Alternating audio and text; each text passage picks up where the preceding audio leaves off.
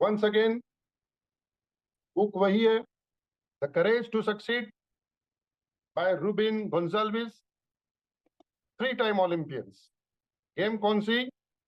ल्यूज, LUGE। तो कल हमने क्या देखा लास्ट में कि रूबिन फोन करता है ओलंपिक कमेटी में, ओलंपिक एसोसिएशन में, और पूछता है कि मुझे भाई कहाँ पे ट्रेनिंग होगी, मुझे उसकी सब जानकारी चाहिए। सामने वाला पूछता है कि व्हाट इज योर एज, ये कहता है 21, और वो बोलता है जस्ट फॉरगेट इट, भूल जाओ, हो ही नहीं सकता है, क्योंकि 10 साल की उम्र से बच्चे प्रैक्टिस चालू कर देते हो, और आप तो 21 के हो, 21 के हो। आपको तो अभी कुछ पता ही नहीं है गेम के बारे में, आप तो अभी तक जानते ही नहीं है गेम को, अभी तक पहले कभी ये स्पोर्ट आपने किया ही नहीं है, तो आपका कोई चांस ही नहीं बनता है। जनरली क्या हो, 95% लोग फोन बंद कर देंगे और बोलेंगे कोशिश तो की मैंने यार, लेकिन नहीं है यार, एंट्री ही नहीं। 21 साल का तो मैं हो गया ना यार, मैंने तो कोशिश की, लेकिन he was not an ordinary person, he was a bulldog. Bulldog Ruben. वो क्या कहता है, वो बोलता है कि never accept no as an answer from anybody. आप नो का आंसर है ना, खाली आपके कोच से या मेंटर से ही सुन सकते हैं। बहुत जबरदस्त आइटम, बहुत जबरदस्त बोला उसने। तो उसने क्या किया, उसको पता था कि भाई ये जो आदमी बैठा हुआ है ना, वो कोई अथॉरिटी नहीं है, वो मेरे बारे में क्या जानता है, उसको क्या पता कि मैं कौन हूँ। इट इज जस्ट लाइक अगर समझो कि आपकी उम्र 65 ईयर्स है और आपको अभी मैराथन में जाने का, और आप आपके पड़ोसी को जाके पूछते हो कि मुझे मैराथन में जाने का है, मैं क्या करूं। वो पड़ोसी जो रोज शाम को आके घर पे आके टीवी देखता है और अपनी टोन फुला रहा है, वो क्या कहेगा आपको?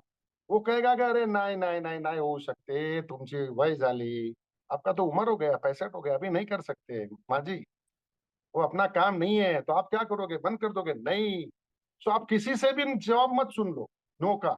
आपको क्या करना पड़ेगा, आपको कोई आपके एरिया में जहां जानते हो पहचानते हो कि कोई ऐसा है, कोई एथलेट है, कोई रनिंग कर रहा है, कोई नॉर्मल भी एक्सरसाइज कर रहा है, या जो फिटनेस एंथुसियास्ट है ना, आपको उनसे बात करनी पड़ेगी। शायद वो आपको जवाब दे सकता है, या तो वो आपको कोई आदमी तक पहुंचा सकता है जो आपको उसके बारे में गाइड करे।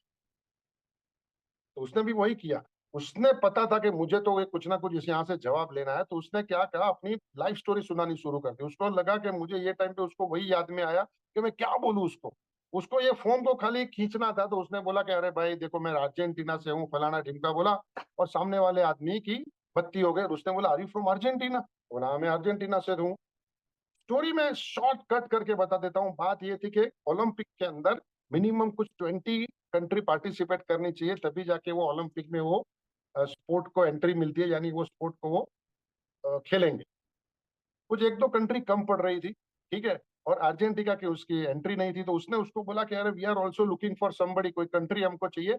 आप अर्जेंटीना से हो, आप भले यूएसए में रहते हो, लेकिन आप अर्जेंटीना की टीम से ना खेलो, वहां से पार्टिसिपेशन करवाओ, तो आपका काम हो जाएगा।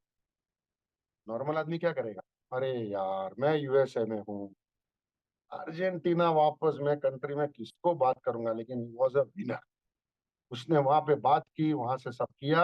उसके आगे भी बहुत सारा था, मैं नहीं बता पाऊंगा यहाँ पे, थोड़ी स्टोरी लंबी है।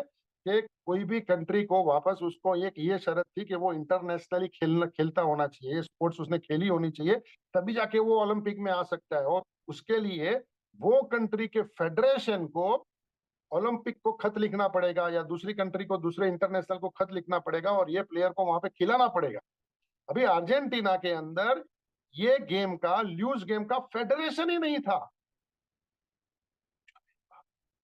क्या करेगा आदमी, अरे वो तो अब तो गिव अप कर ही देगा ना, कह रहे फेडरेशन नहीं बोला। इसने गिव अप नहीं किया, वो फिर भी लगा लिया, लेटर लिखता रहा, ओलंपिक कमेटी को लिखता रहा, अर्जेंटीना की ओलंपिक कमेटी को लिखता रहा, और लास्ट में उसने कुछ भी करके वहां पे फेडरेशन भी डेवलप करवाया, फेडरेशन ने खत भी लिखा, भाई साहब इंटरनेशनल खेले भी, और उसके बाद में ओलंपिक में गए भी। क्या किसी से भी ना नहीं सुनने का, किसी का भी जवाब आता है ना, वो आपका फाइनल जवाब नहीं हो सकता है। आपका कोच का या आपका मेंटर का जो जवाब है ना, वही फाइनल होता है। अगर वो ना बोल देता है ना कि आप मत करो, तो तब तक कुछ मतलब नहीं है। कोई कुछ भी बोलने दो, किसी का भी ओपिनियन आपकी रियलिटी नहीं बन सकती है। अभी आगे जाते हैं, उसके बाद में वो क्या बोलता है। अभी वो बताता है कि how you can be unstoppable. चलो हो तो गया, लेना है, ड्रीम तो आपने बना लिया, लेकिन ड्रीम बनाने से खाली नहीं चलता है। ड्रीम बनाने के बाद आपके पास प्लान भी होना चाहिए और आपको उसको एग्जीक्यूट भी करना पड़ेगा। खाली ड्रीम से नहीं होता है। तो उसके लिए क्या बोलता है, you have to be unstoppable, unstoppable बनना पड़ेगा। उसके लिए कुछ रास्ते दिखाता है। मैं क्विकली वो सब वो क्या बताता है ना, मैं बताने की कोशिश करता हूँ। सबसे पहले बताता है गोल्स। बोलते खाली ड्रीम से नहीं चलेगा, आपको उसको गोल में कन्वर्ट करना पड़ेगा। अगर गोल्स के बारे में अगर आपको बहुत ही बढ़िया कोई किताब अगर पढ़नी है ना, तो आई विल रेकमेंड यहाँ पे goals by Brian Tracy. World class book है, आप पढ़ोगे ना पत्ती पत्ती गुल हो जाएगी दिमाग की। तो वो बोलता है गोल आपको बनाना पड़ेगा। उसने क्या किया कि वो जो ल्यूज गेम की जो गेम का एक पोस्टर उसने बनाया और उसने घर के अंदर लगा दिया। ठीक है।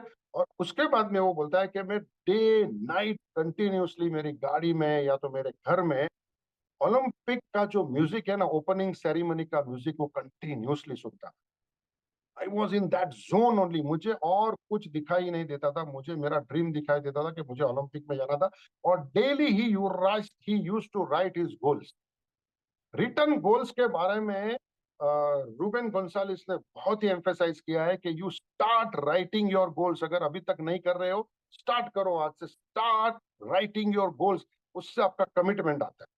और दूसरा वो क्या बोलता है कि मैं क्या करता था, जो मुझे थोड़ा इसमें जबरदस्त लगा, मैं वो शुरू करने वाला हूं।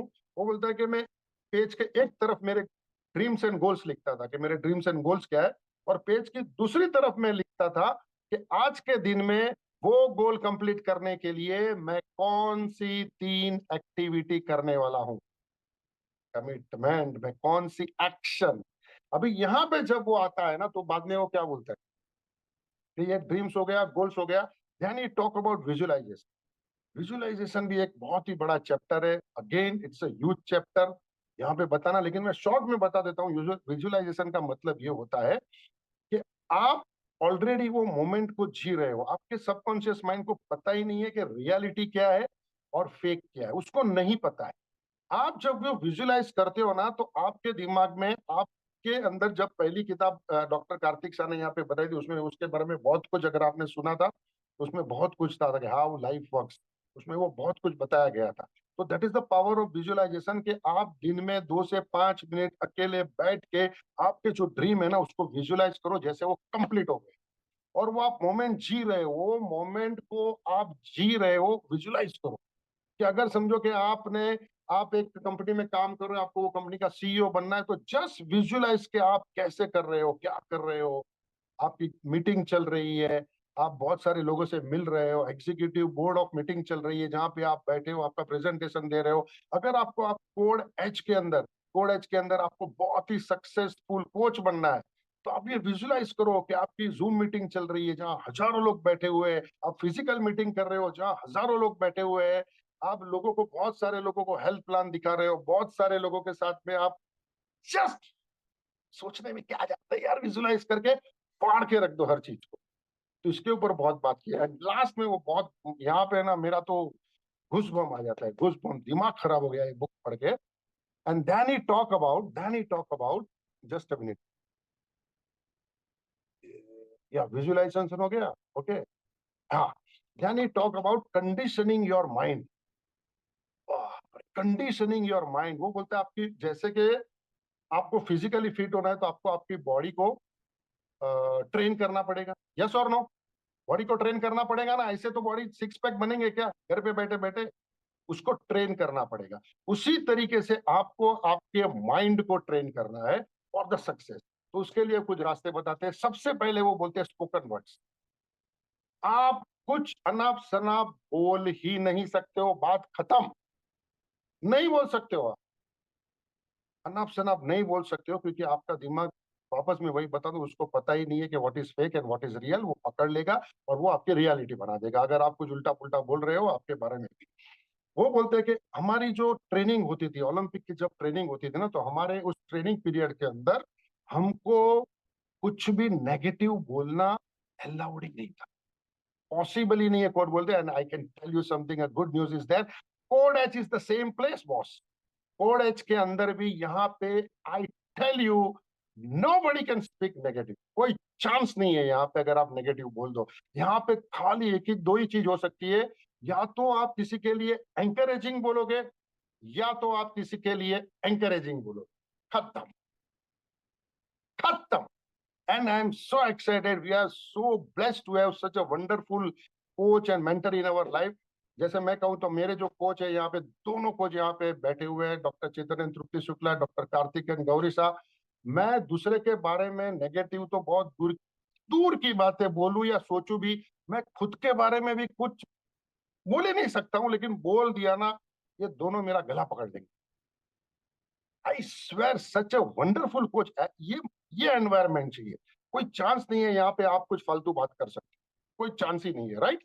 और उसके बाद में और एक चीज वो बताते हैं कि what is leadership. Everything boils down to leadership. Leadership का मतलब होता है courage to take action and courage to endure.